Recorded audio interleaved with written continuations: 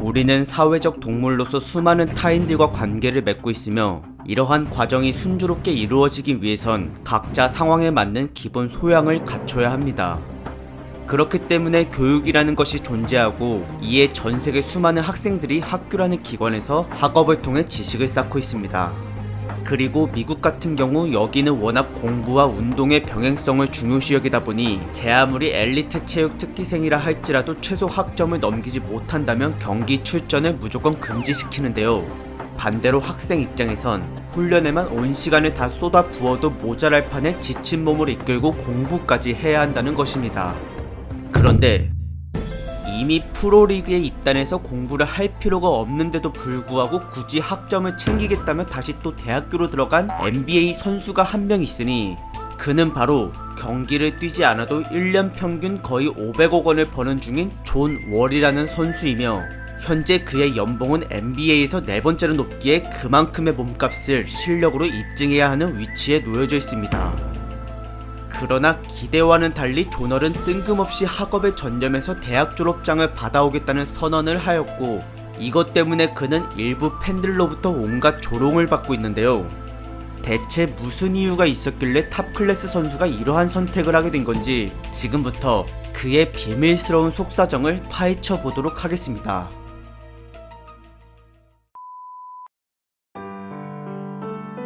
1990년 미국 노스캐롤라이나주의 롤리라는 도시에서 태어난 존월은 자기의 친아빠를 정말 많이 사랑하는 순수한 아이였습니다. 하지만 유감스럽게도 사실 그의 아빠는 범죄자였고 아들이 태어난 지 1년밖에 안 된 시점에서 무장강도로 편의점에 돈을 털려다가 붙잡혀 감옥 신세를 지고 있었습니다. 게다가 그는 이미 과거 젊은 시절에 무장강도와 화기소지죄 그리고 심지어 우발적인 살인까지 전과가 있었던 수감자였습니다. 그래도 이 모든 사실을 존월이 전혀 모르고 있었던 덕분에 그는 매주 감옥에 면회를 갈 때마다 늘 설레는 마음으로 가득 차 있었고 비록 아빠를 볼 수 있는 시간이 짧긴 했지만 그 자체만으로 행복해 하였습니다. 한편 아빠도 이 어린 아들을 생각하며 매일매일 자신의 죄를 뉘우치고 앞으로 정직하게 살기로 다짐하였는데요. 그러나 업보라는 게 정말로 존재하는지 1998년에 그는 간암에 걸려 시한부 인생을 선고받았고 1년 뒤 석방이 되고 나서는 가족과의 마지막 여행을 끝으로 생을 마감하게 되었습니다. 당시 9살이었던 존월은 사랑하던 아빠를 잃게 된 이후로 찾아온 상실감에 의해 점점 성격이 어두워지고 반항기가 가득해져 갔습니다. 넉넉지 않은 집안 형편을 벗어나고자 농구를 선택하고 NBA를 꿈으로 삼은 그는 훗날 고교 농구부 팀 내에서 핵심 멤버급의 실력을 갖추게 되었지만 코치에게 대들고 동급생과 쌈박질을 하는 등의 나쁜 행실 때문에 2번이나 고등학교에서 쫓겨나고야 말았습니다. 이를 지켜본 엄마는 존월을 앞에 두고 아빠 같은 비참한 삶을 살지 말아달라고 신신당부하였는데 혼자서 8명이나 되는 자식들을 먹여 살리기 위해 뼈가 빠지도록 3개 이상의 굳은 일을 하고 있었던 그녀의 심정은 정말 참담했을 것입니다. 그런데 때마침 존월의 인성을 바로잡아줄 결정적 인물이 나타났으니 그는 바로 존월이 3번째로 들어간 고등학교 농구부의 감독이었습니다.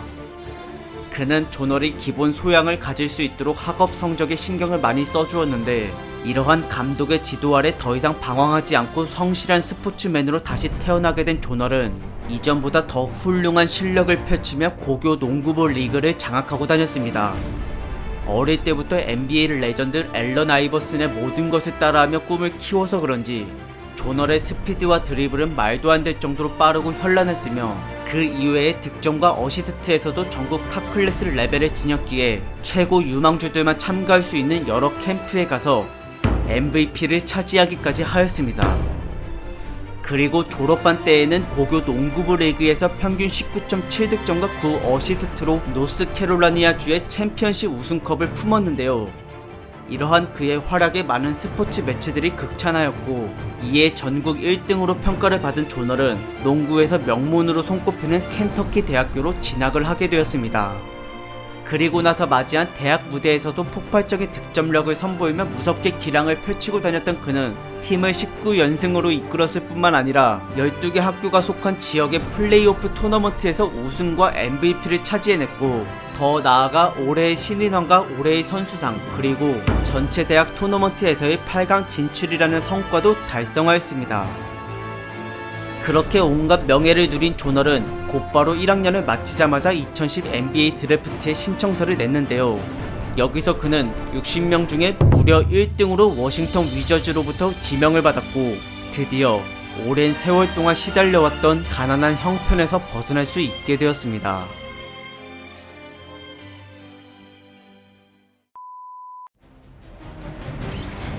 궁핍한 삶에서 탈출했다고는 하지만 루키 계약만 가지고는 아직 안심할 수가 없는 상태. 3, 4년 뒤에 이루어질 재계약 협상 때의 연봉을 높게 체결하려면 반드시 NBA 괴물들 사이에서 독보적인 활약을 보여야만 했습니다. 이에 필사적으로 경기에 뛰어드는 포인트 가드 포지션의 조널은 1년 차임에도 불구하고 전체 선수들 중에서 6번째로 높은 평균 어시스트 개수를 기록하였는데요. 이러한 재치있는 패스 실력만큼 득점에서도 자신감이 넘쳐 흘렀던 그는 드래프트 동기들 중에서 가장 높은 평균 점수와 함께 매달 동부에서 딱 한 명밖에 뽑지 않는 이달의 신인왕까지 4연속 차지하는 쾌거를 달성해냈습니다. 그렇게 커리어의 첫 단추를 그 누구보다도 잘 채워나간 조널은 농구 인생에서 딱 한 번밖에 기회가 주어지지 않는 올해의 신인왕을 바로 코앞에 두고 있었는데, 하지만 그 영광은 1년 꿇은 복학생 블레이크 그리핀이라는 21세기 최고의 루키에게 만장일치 투표로 빼앗겨버렸습니다. 2년차를 맞이하게 되면서 조널의 성장을 기대한 팬들이 많았지만 막상 그의 경기력은 너무나도 별로였습니다.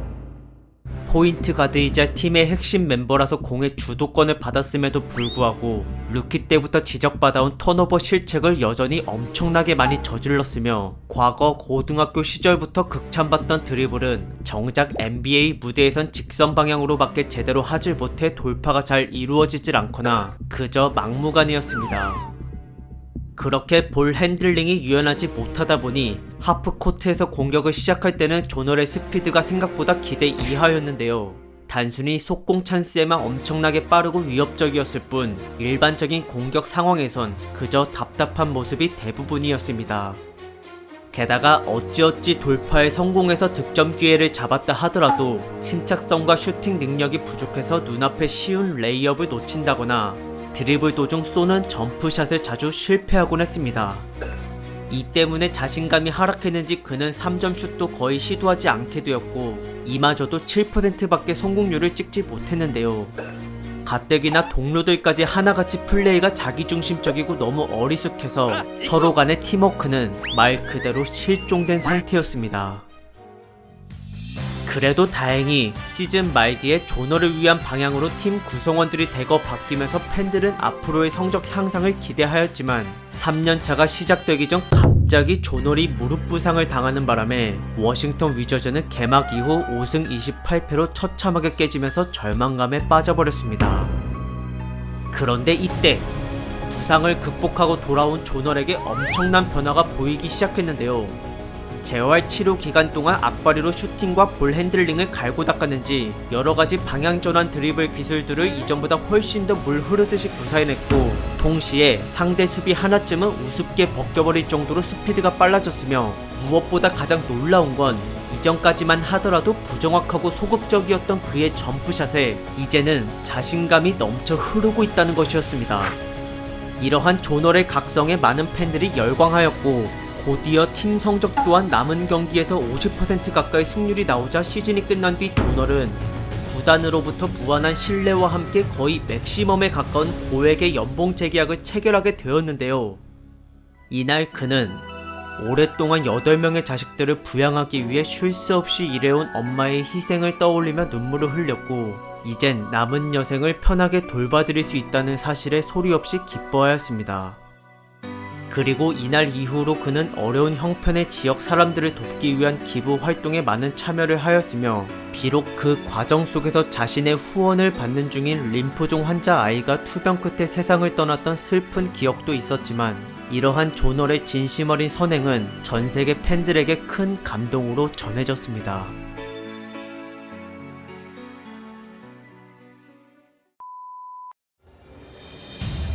재계약을 맺고 나서부턴 존월의 기량이 비약적으로 상승해 나갔으며 4년차 13-14 시즌에는 생애 처음으로 올스타에 뽑힘과 동시에 슬램덩크 콘테스트에서 챔피언을 차지하기까지 하였습니다. 게다가 지난 5년 동안 밑바닥 순위권에서만 떠돌고 있었던 워싱턴 위저즈를 순식간에 동부 5등으로 끌어올려 강팀의 반열에 들어서게 하였고, 더 나아가 6년차 15-16 시즌까지 그는 동료들의 움직임을 조율하며 적시적기에 패스를 건네주는 포인트 가드답게 평균 어시스트 개수에서 전체 2등과 3등을 오가는 활약들을 보여주었습니다.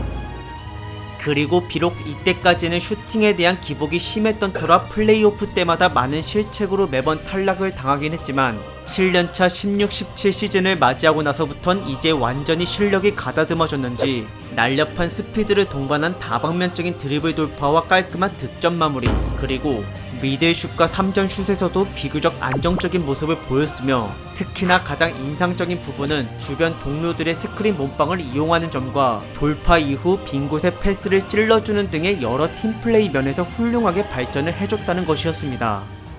게다가 존월은 공격뿐만이 아닌 수비에서도 빛이 났는데, 스틸로 랭킹 1위를 할 정도의 집중력과 동포지션 평균 대비 높은 키와 어마무시한 운동 능력으로 상대 선수의 슈팅을 블락하며 공수 모두에서 뛰어난 경기력을 보여주었습니다. 그렇게 해서 평균 23.1득점에 랭킹 2등에 달하는 10.7 어시스트를 기록하고 야심차게 플레이오프로 뛰어드는 존월은 1라운드를 가볍게 통과하고 2라운드로 진출해 동부 1등 보스턴 셀틱스와의 대결을 펼쳤는데요. 물론 시작 두 경기가 모두 원정인지라 부담이 꽤 있었겠지만, 이에 아랑곳하지 않았던 존월은 1차전에서 무려 16개의 어시스트를 기록하였고, 그 다음 경기에선 13개의 어시스트와 40득점으로 슈퍼스타급의 활약을 선보이며 보스턴의 수비를 짓눌러버렸습니다.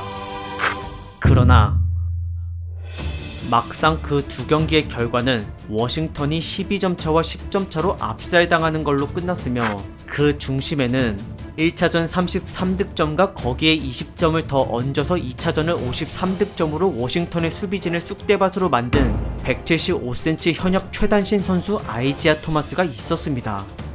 당시 그는 경기 도중 충돌로 앞니가 부러져 고통을 느끼고 있었음에도 불구하고 오히려 더 폭주해서 득점포를 마구 터뜨렸는데요. 여기에 속수무책으로 당하면서 6파울 퇴장과 평정심을 잃은 야투율로 두 번 다 모두 패배한 워싱턴 선수들은 다시 정신을 차린 뒤 어떻게 해서든 3차전부터 스코어 역전을 해내고자 수비에 모든 집중을 쏟았고, 필사적인 압박으로 상대의 슈팅 실패를 유도하자마자 빠른 역습을 감행해 보스턴을 정신없게 만들었습니다. 특히나 4차전 3쿼터 때가 정말 놀라웠는데, 워싱턴이 26득점을 하는 동안 보스턴은 그저 아무것도 못하고 0득점에 머물렀던 적이 있었습니다.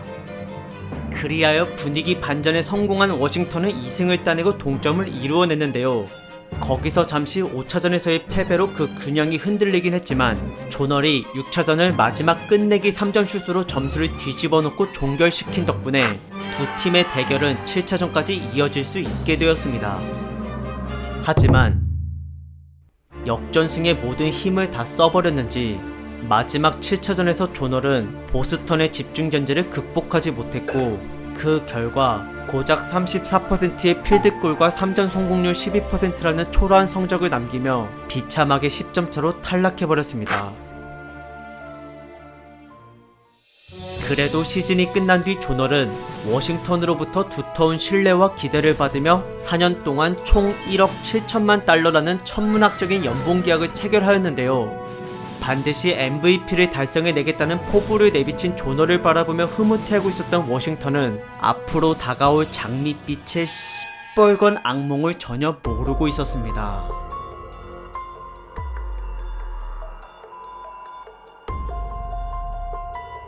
최고의 선수가 되겠다는 야망으로 17-18 시즌에 나선 존월. 하지만 어째서인지 그의 경기력은 나아지기는커녕 시간이 지날수록 점점 불안해져만 가고 있었습니다. 그리고 설상가상으로 시즌 도중 거의 2달을 못 뛸 정도의 무릎 부상을 당하는 바람에 워싱턴은 매우 곤란한 처지에 놓여지게 되었는데요. 그런데 의외로 조널이 있을 때보다 없는 상태에서의 팀워크가 더 잘 이루어지고 있자 이런 동료들을 바라보는 조널의 입장이 꽤나 난처해졌습니다. 사실 이제까지는 조널을 위주로 공격이 전개되었기 때문에 대부분의 팀원들은 능력 대비 제한된 역할을 맡을 수밖에 없었고 그로 인해 서로 간의 전체적인 시너지 효과는 거의 미미했습니다. 게다가 동료들과의 사이가 좋지 않다는 루머에 휩싸이는 바람에 조널은 더욱더 초조해졌고 부상에서 복귀한 뒤 곧바로 맞이한 플레이오프에서 1라운드를 넘지 못하고 탈락하자 이에 그는 팀의 리더임에도 불구하고 동료들을 평가절하하며 로스터에 대한 불만을 노골적으로 표출하였습니다. 경쟁이 치열한 스포츠 세계에서 자존심은 필수이긴 하지만 그 크기에 걸맞는 결과를 내주는 것 또한 당연하기에 조널은 또 MVP를 목표로 하고 18-19 시즌에 나섰는데요.